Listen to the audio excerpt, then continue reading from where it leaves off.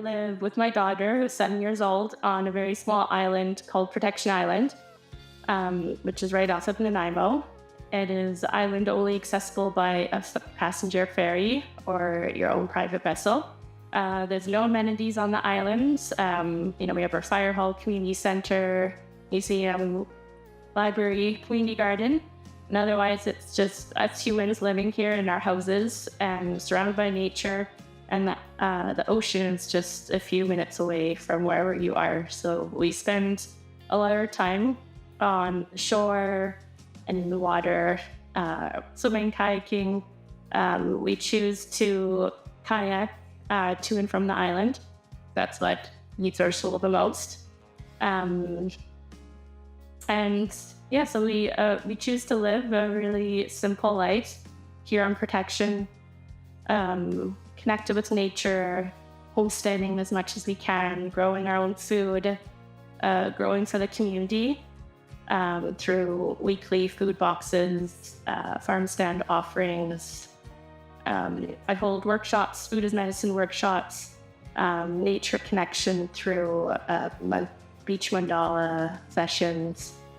And a big part of my time is raising my daughter and being a part of the community here on Protection Island. So a bit of my story of how I came to be and live the way that I am. So starting from my childhood, my parents both immigrated from Germany, and we lived a happy life in the suburbs of White Rock, South Surrey on the mainland. They had a home building business, and in university I chose to study interior design in a degree. And in that time of my studies, I was attracted to what they shared about sustainability and green design, to the ability that it can be. And after those studies, finished the studies and my internships and continued working in the workforce, and I'm drawn to traveling overseas. It was something I did a little bit traveling before my studies, and I was like a travel bug that planted within me that I needed to explore a bit more. So I set out overseas, ended up being a year, and in that time I landed in Germany and worked there for 8 months. So lived with my relatives and explored my roots and some travels in Europe. But I was really drawn to exploring and experiencing countries in the world that lived a bit differently than what I grew up with in the Western world.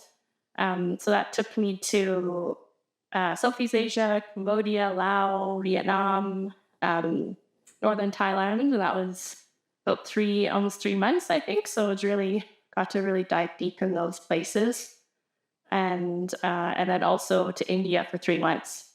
And that I think we all have moments in our life that are like big stepping stones, and this was a really big one for me. It had a big impact on just opening up my perspective of life and how people around the world lived, and just seeing what was really important in life, seeing people live really basic, and, a lot of heartbreaking experiences and things that I saw there. But in amongst all that, seeing a lot of simplicity and a lot of happiness. And that really landed with me. And then when I was in India, right at the end, I also volunteered at an orphanage for 2 to 3 weeks. And that also had a really big impact on me. And it's a really well run orphanage, which is not always the case there. But one experience that really impacted me was at mealtime, sitting in the eating hall, and the table I was at was with the other volunteers and workers and the founders, and they would every so often share stories of some of the children and how they were, how they came to be at the orphanage, the condition they were found in, and it was like a very heartbreaking experience to hear that, and then seeing those kids being healthy and happy with clothes and going to school, and that experience there it landed really deeply inside of me. And I knew I wanted to do something more purposeful and that had an impact. These two founders have saved hundreds of lives of these children. And that landed deeply within me that I wanted to pursue something that had meaning. So after those travels, I came back home and I needed a job, and I, went back into interior design and it was a corporate design job. And I ended up doing that for about a year. And, I held all those experiences that I had within me, and I just couldn't keep on living that way. And it was a little bit soul sucking, and it caused a lot of discontent in me, which forced me to kind of look for another, other options, or what else could there be in it. I dove a bit more into this sustainable jobs, or and through that process, I discovered natural building. And remember going to the library and taking out books about natural building. And then in there, it must have been put away in the wrong place, but it was a book called Organic Manifesto. It was all about food, our food system, and organic, non-organic, GMO. And I was like, okay, this book called it to me as well. And I took it home, and that opened up a lot of things I didn't know. I just wasn't aware of it, or I wasn't exposed to it at that point in my life.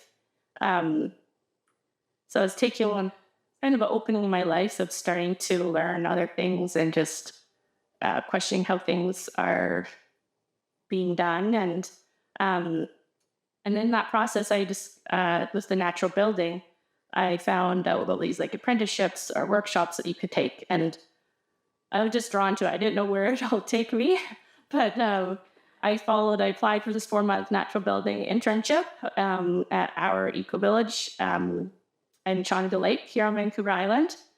And, it was enough of a drive to, let go of my corporate job and the apartment I was renting in Vancouver and the boyfriend I had at the time, and just to embark on this. And it was a 4-month journey there, being on this land with all these natural building homes or little structures, and big garden and farm animals and composting toilets, rainwater catchment, solar panels, and, still on grid, but trying to apply those techniques as much as possible. And dove into permaculture for 3 weeks was the first course. And then we started building the cob home. That was how we were going to learn about natural building. So building the foundation, the cob walls, the timber framing with hand tools and natural finishes. And in that time, living in my tent for 4 months and pretty much primarily being outside that whole entire time, and just being in a community with all these other people learning there, coming through, and the people that lived there, to putting, having our duties to help out, and just being exposed to all these different people. I feel like mealtime is always this impactful time, but there also just hearing all these people share their life stories or how they're living and what they're doing. And it was just this eye-opening experience. I felt like I'm this baby that was just born and just sponging up all these things I was hearing that a lot of ways were quite new for me. So that experience there was a real pivotal time in my life. I feel kind of put me on this 180-degree turn of how to live and be. And it really landed within me. And I just had to, my nature connection kind of started there, and my connection to myself, and just my heart was so fueled, I just had to follow that direction, or whatever that was. So after I kind of continued on, I was invited down to Oregon to co-teach a workshop down there in natural finishes, and back on Vancouver Island working on a tiny home, doing the natural finishes as well. And so followed the natural building, and then with winter, and it took me to an ashram just to dive a bit deeper within myself. This really kind of found connection. And but I knew then afterwards I wanted to embark on the gardening. So at the same time at the eco village, it was a gardening apprenticeship going on too. And and just wanting to know how to grow my own food. Uh, so I found a really great internship that encompassed a lot, and all my experiences that I'm really grateful for.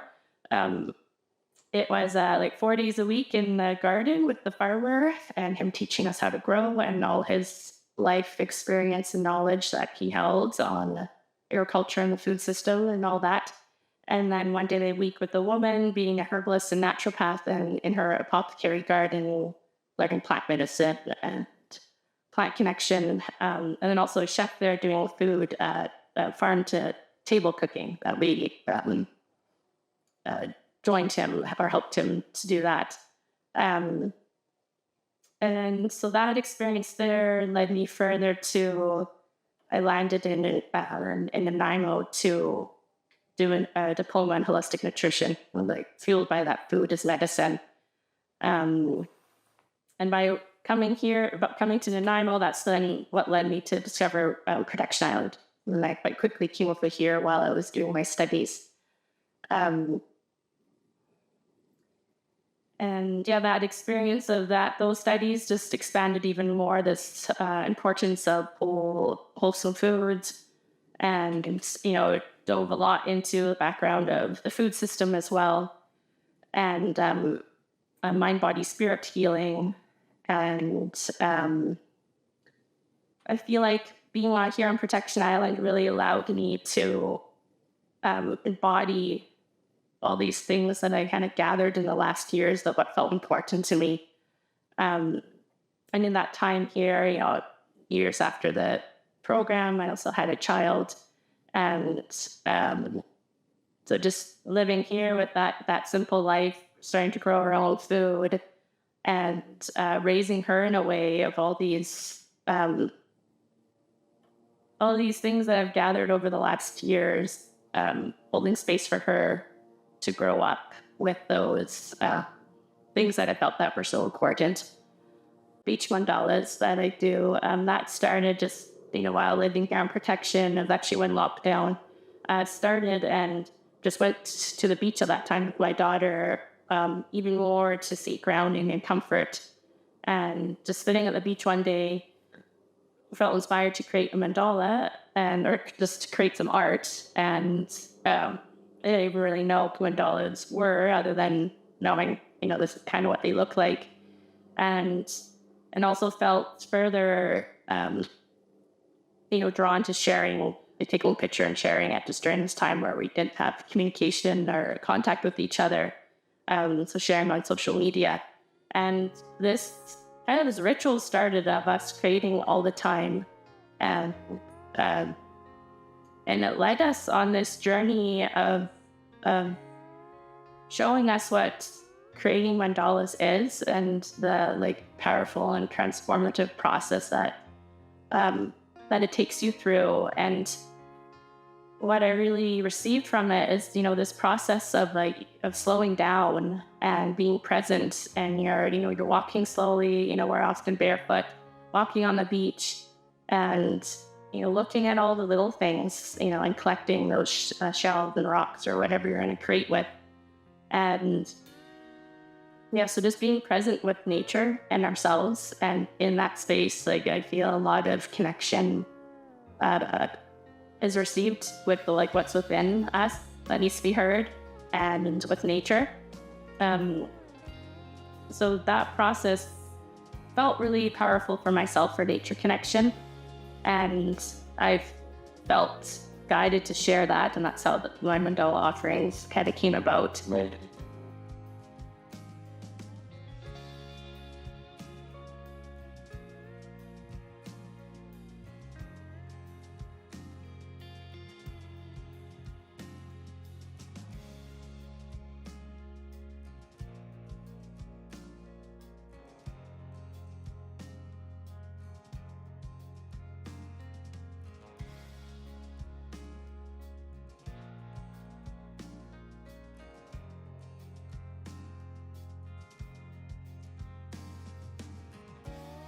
A lot of my offerings is giving to the community and creating more community. So just, having that farm stand and having people being able to come by, or having, our island's it's not pretty, it's very safe. So kids can just roam around. So having kids stop by on their own, and there are a lot of mature fruit trees on the land. So in the summer we had a little apple gathering where we picked apples together and had a potluck. So, having this space here to bring in community and have moments of sharing, as well as, some of the food is medicine workshop that held it here on the land, and stop by and walk through the land and in the garden and experience the life that all buds around here. All those moments are what bring me joy and fuel me to continue, or having people feel so excited to be able to pick up some food from the farm stand or pick up their weekly food box. So I find all these experiences that I've gone through, and a lot of them really, really impactful, and they really landed deeply in my heart. They've guided my way in life and how I choose to live. And that is through this really simple way of living. And in that simplicity, there's a lot of complexity of, when you're trying to do as much as possible for yourself. But I find in that you receive this connection, and empowerment and this purpose, and that continues to drive us to live the way we are. And the simple way of life, connected with nature and growing our own food and caring for the earth. I feel like that's, it's what we need right now in the world. And, it's fueled me so much that I want to provide this experience for other people. So that's, I feel my drive for the way I live is also fueling what I want to give out to other people. Yeah.